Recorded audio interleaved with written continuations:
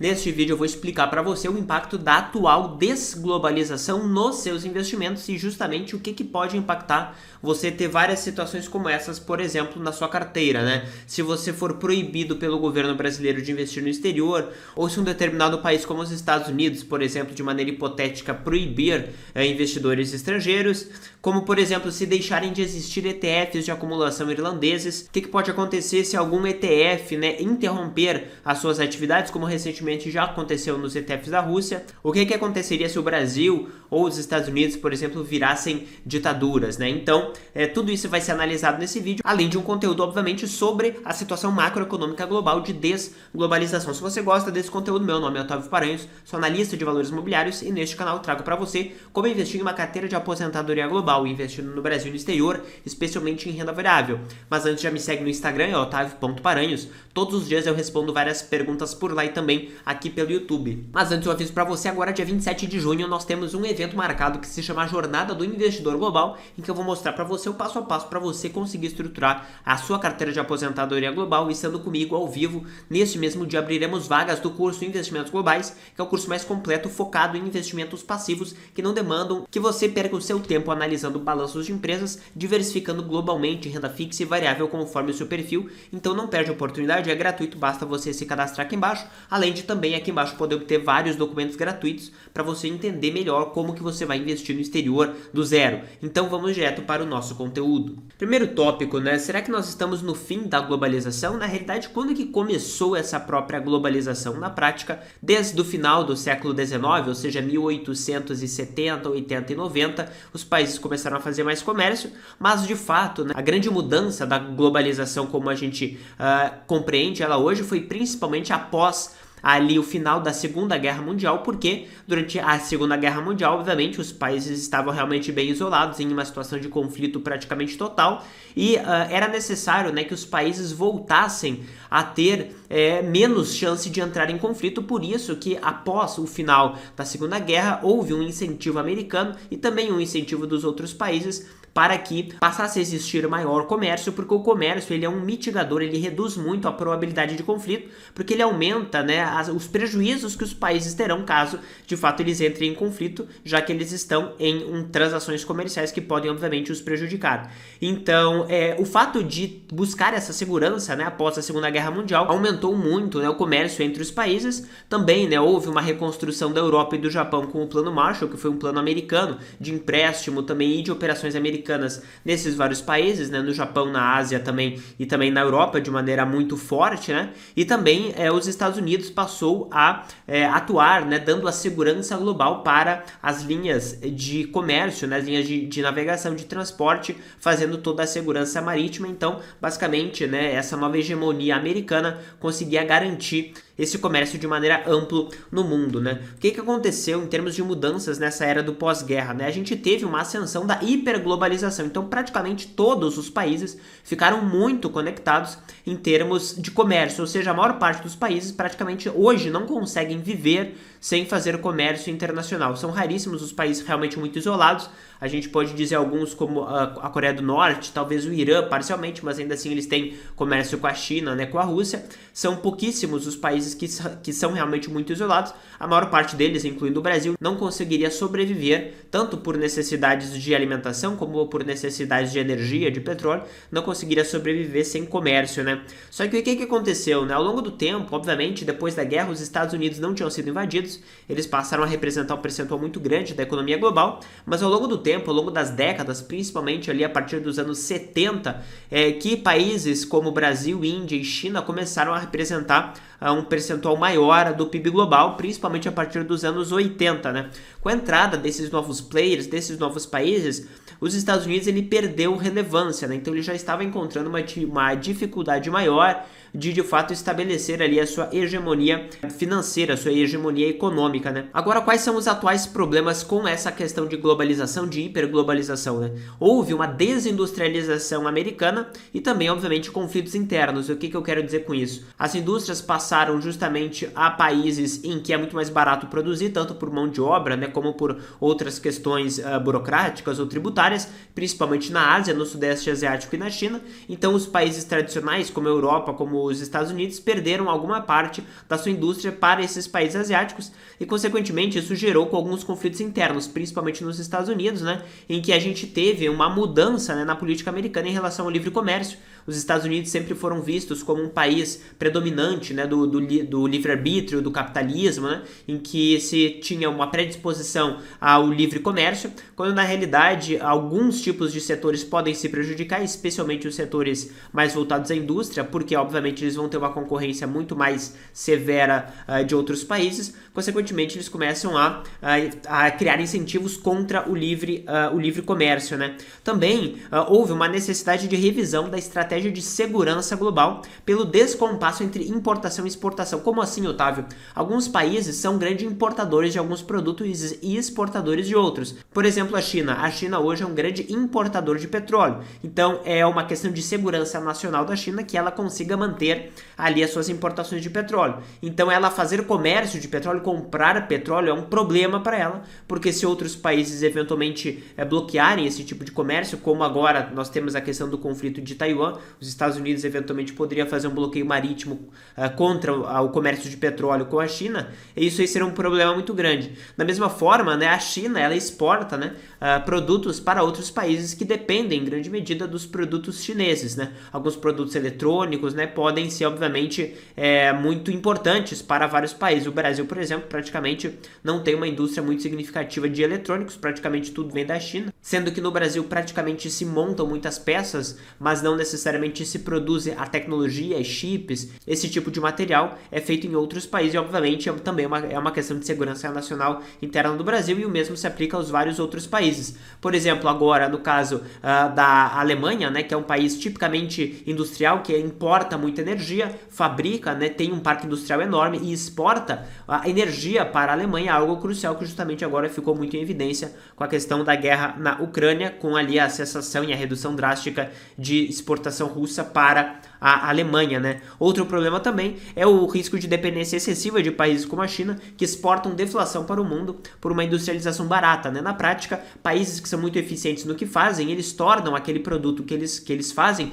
muito barato para os demais e, portanto, eles reduzem a inflação dos demais países. Então, quando você vai lá e você compra ali uma roupa da China, por exemplo, você está ajudando a reduzir a inflação do seu país, porque você está, de fato, comprando algo barato. Se fosse fabricado no seu país, provavelmente seria mais caro, consequentemente aumentaria a inflação do seu país. Então agora, com esses problemas, né, de segurança nacional e uma tendência de reversão da globalização, de redução do comércio global e, portanto, ali de um protecionismo maior, a gente tende a ver justamente inflação maior no mundo como um todo. E quando a gente observa aqui mudanças na política americana, né, a gente teve ao longo de toda a Guerra Fria, no geral, né, uma política externa bipartidária, né, entre os republicanos e os democratas, e agora recentemente a gente está observando outros atores atuando de maneira mais forte, ambientalistas, sindicatos, grupos globalistas que querem se unir com ali o racional europeu, né, como por exemplo já existe na União Europeia de um bloco único, né, supranacional.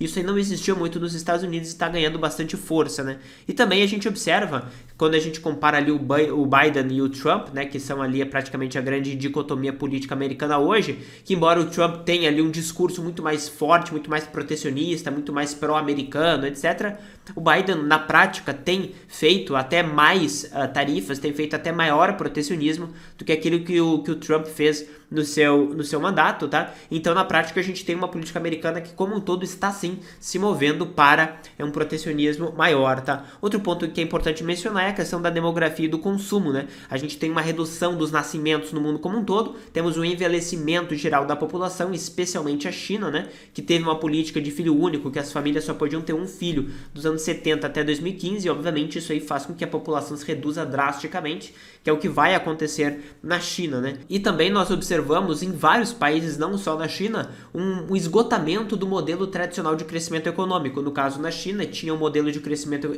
econômico de exportação, que praticamente chegou ao seu limite. Também na China, nós tínhamos um modelo de crescimento econômico baseado em construção imobiliária, que aparentemente também chegou ao seu limite. Em vários países, como o Brasil, por exemplo, houve um momento, né, de maior endividamento das famílias, o que também aumentou o consumo interno no Brasil, e obviamente todos esses modelos em algum momento chegam a um limite, né? Então os países eles buscam alternativas, né? Então o Brasil durante um tempo cresceu por maior exportação de commodities, maior endividamento das famílias, só que em algum momento tem que se reinventar.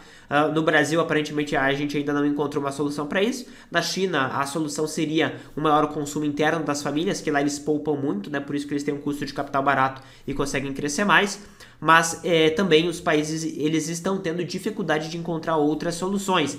A Alemanha, por exemplo, que era um país altamente exportador, muito industrializado e exportador de vários produtos manufaturados, industrializados, agora está tendo dificuldade em encontrar novas saídas. Com essa redução da globalização, está tendo mais dificuldade para ter para quem vender, né, os seus bens e serviços. Então, qual é o futuro da globalização? Né? A gente encontra desafios, né, enfrentados como a guerra da Ucrânia, a tensão em Taiwan, que obviamente começa a gerar conflitos bélicos, né, entre os países, e a gente vai ter, obviamente, uma tendência maior, global, né, em relação a protecionismo e segurança econômica nacional. Então os países vão começar a olhar para o seu próprio umbigo e começar a se concentrar novamente ali na sua dinâmica econômica. Quais são as consequências para os brasileiros, né? No caso, impacto nas economias emergentes. Então claramente a gente vai ter uma redução do crescimento estrutural global, então possivelmente uma redução também de quanto que o Brasil conseguiria exportar em termos de commodities e obviamente crescer menos. Quando o Brasil cresce menos, a gente pode ter maiores problemas fiscais, porque a dívida de qualquer país ela é paga ou via crescimento da economia, que vai conseguir pagar aquela dívida, ou via inflação, né?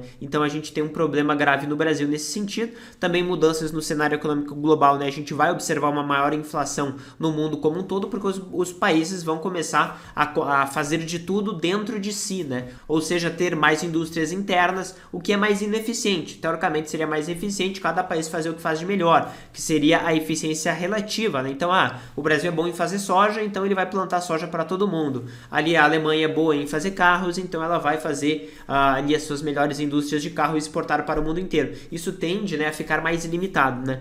Outro ponto também, né, alterações nas políticas comerciais e tarifas, né? Então a gente tem uma situação que se os Estados Unidos e a União Europeia aumentarem as tarifas, né, de produtos chineses, países intermediários como o México, Brasil, Índia e outros produtos que não estão nesses grandes blocos, né, podem se beneficiar se houver um alinhamento político. Ou seja, se o México, obviamente, se alinhar bem com os Estados Unidos, poderá ser a fábrica chinesa para os Estados Unidos. Enfim, ele trabalharia como intermediário. O Brasil também pode atuar dessa maneira, tanto para os Estados Unidos como para a Europa e para outros países desenvolvidos, se o Brasil tiver habilidades políticas mínimas, né, e tiver ali condições econômicas boas de servir, né, de trampolim para os grandes blocos. Não sei se isso daí vai acontecer, né. Também outro ponto, né, para os brasileiros, agora, sabendo que o Brasil é um grande exportador de commodity, que vai sofrer mais inflação, que vai sofrer redução do seu crescimento, do seu crescimento estrutural e, obviamente, problemas fiscais, você como investidor brasileiro tem que saber que você tem que diversificar principalmente fora do Brasil, em países menos cíclicos.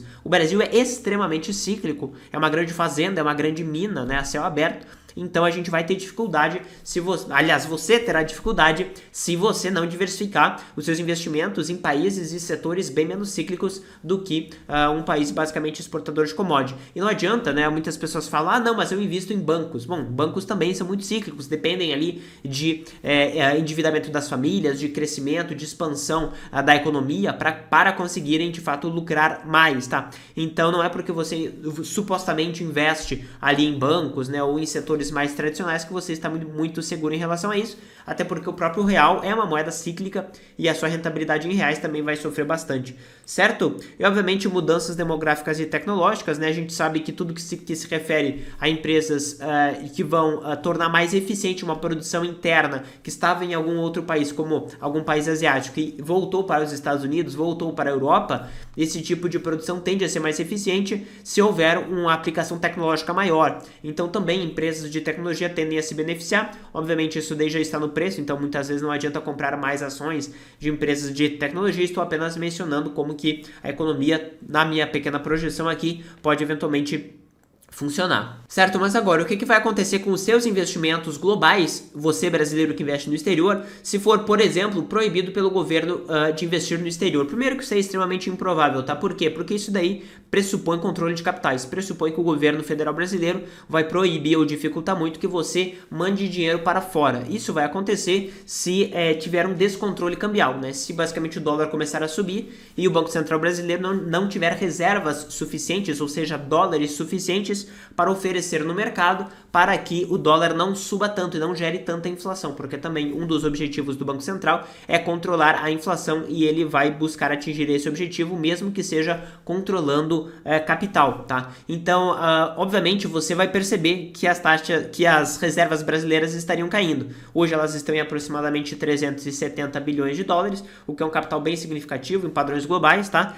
Ou seja, não tem risco praticamente nenhum atual de você ter ali controle de capitais e proibição de mandar o seu capital para o exterior. Mas se de fato você for proibido de mandar capital para o exterior, não tem muito o que fazer. Assim, o Brasil iria virar uma Argentina, obviamente o investimento estrangeiro no Brasil iria cair praticamente a zero, como é muito baixo também na Argentina, afinal os investidores que investem lá não podem tirar o dinheiro facilmente, né? Então isso daí seria um problema e simplesmente você deveria, né, passar a tentar operar de uma maneira externa. A gente tem, por exemplo, na Argentina, que é o exemplo mais próximo, né, muitos cidadãos argentinos que operam lá, mas na prática, né, aliás, que trabalham lá, mas operam, por exemplo, através do mercado financeiro brasileiro, que vendem por Pix, né, ou outras alternativas, utilizando praticamente um mercado financeiro de algum outro país, também é possível, tá? Também, o que aconteceria, né, se você tiver investimentos globais e um país deixar de permitir investir nele? Por exemplo, se os Estados Unidos fechar as suas portas para investidores estrangeiros. Primeiro, obviamente, que a gente tem que trabalhar no mundo de probabilidades, né? Então, se você investe em um dos países que é um dos bastiões, né, do capitalismo global, eles seriam dos últimos a proibir que se investisse nele, né? Mas assim, claramente, né, quando a gente fala, não, é proibido que os Estados Unidos, por exemplo, permita que pessoas invistam lá. Na prática, provavelmente seria comprar ações locais, o que é muito comum, por exemplo, em outros países como a China, também ela tem restrições a investidores estrangeiros comprarem ações chinesas, tá? Só que veja, se você já tem investimentos, provavelmente você não vai ser obrigado a vender, né? Então é um outro passo totalmente diferente, proibirem comprar para obrigarem quem tem a vender. E se obrigarem a vender, simplesmente você venderia. Não tenderia a haver um congelamento, né, generalizado, né, de capitais, né? Uma coisa é haver restrições para novos investimentos, outra coisa totalmente diferente é haver ali a obrigação de confisco ou qualquer coisa nesse sentido. E assim, isso daqui é uma hipótese extremamente esdrúxula, né, para não dizer o mínimo. Eu só coloquei aqui porque realmente eu recebi esse tipo de pergunta, né? Então eu faço questão de responder por aqui, mas realmente assim não faz muito sentido, afinal, se houvesse qualquer restrição de investir nos Estados Unidos, na prática haveria a restrição de investir em praticamente qualquer outro país do mundo, tá? Também, outra pergunta, né? O que aconteceria se deixar de existirem ETFs de acumulação na Irlanda? A Irlanda é um país que optou, né, por esse caminho de ser um paraíso fiscal para outros países, portanto, reduziu seus impostos e permitiu que fossem criados fundos de investimento com sede, né, no seu país, no seu domicílio, e, portanto, se a Irlanda passasse a cobrar imposto, ela ia deixar de ser ali um país com vantagens fiscais. Obviamente, haveria a liquidação ou a transposição desses fundos para algum outro país com alguma outra vantagem maior. Os países, eles sempre estão em situação de competição tributária para trazer o capital para si, né? A gente sabe que a Irlanda, a partir ali de 2015 aproximadamente, quando teve essas vantagens fiscais, passou a crescer muito mais do que a média dos outros países europeus, e outro país europeu, por exemplo, Luxemburgo ou até outros, tenderiam claramente a buscar, né, tomar essa dianteira, afinal tem um capital europeu gigantesco que tem que ser alocado em algum tipo de fundo, né? Outra pergunta, o que aconteceria se um ETF como o VT interrompesse as atividades, né? Muito simples, né? Um ETF como o VT é simplesmente um condomínio. Ou ele iria liquidar os ativos e entregar para você na sua conta o capital que você tem, ou ele iria entregar para outra gestora fazer as operações de gestão do fundo, mantendo simplesmente o condomínio intacto, só que não seria mais da Vanguard, seria de outra gestora, tá? Então não teria muito problema nesse sentido. Aí outras perguntas, né? O que aconteceria se o Brasil ou os Estados Unidos, se eles virassem um país não democrático, por exemplo, né, conforme você vê aqui? Na prática não tem uma relação direta, né, entre esse sistema econômico, liberdade econômica e necessariamente o sistema político, tá? A gente sabe que tem vários países que também não são democracias e que eles têm um sistema financeiro relativamente normal, né? Ou seja, com entrada e saída de capital estrangeiro, com operações em bolsa de valores, etc, etc. Naturalmente, a gente sabe que países que tendem a proteger mais os direitos individuais tendem também a ser democracias, mas não tem uma relação necessariamente direta para isso, né? Por exemplo, Singapura, a gente pode dizer que é uma ditadura e a gente pode dizer também que é um dos países mais livres, né, em termos econômicos para você poder operar, então não existe uma relação direta. Até quando o Brasil também não era uma democracia, nos anos 60, 70 e 80, havia aqui operações financeiras normais de entrada e saída de capitais e também havia operações em bolsa de valores normalmente, tá? Então não haveria necessariamente um problema para os seus investimentos em relação a isso. Mas me fala aqui, né, com esse medo aqui nos comentários aqui embaixo, desse medo que as pessoas têm de redução de globalização, né, e de conflitos globais, como que você está lidando com isso na sua carteira para eu saber? O que eu faço por enquanto basicamente é diversificar e levar o meu capital para os países que têm ali o maior histórico de respeito aos direitos de propriedade e também, né, que são tradicionais no que se refere a liberdades financeiras para comprar e vender ativos não só dos seus países próprios, mas também do mundo inteiro, como por exemplo Irlanda, Estados Unidos e vários outros países europeus também. Mas me fala aqui nos comentários para eu saber qual é a sua abordagem sobre essa questão de diversificação dos investimentos. Se você gostou desse conteúdo, não deixe agora de se cadastrar dia 27 de junho num evento online gratuito que está aqui embaixo para você entender de fato a minha metodologia que eu utilizo para mim, para os meus mais de 1.500 alunos do curso Investimentos Globais, também cujas vagas irão abrir justamente neste dia 27. Se você gostou desse conteúdo, se inscreve aqui no canal e ative as notificações para você não perder nada que eu coloco aqui. Valeu!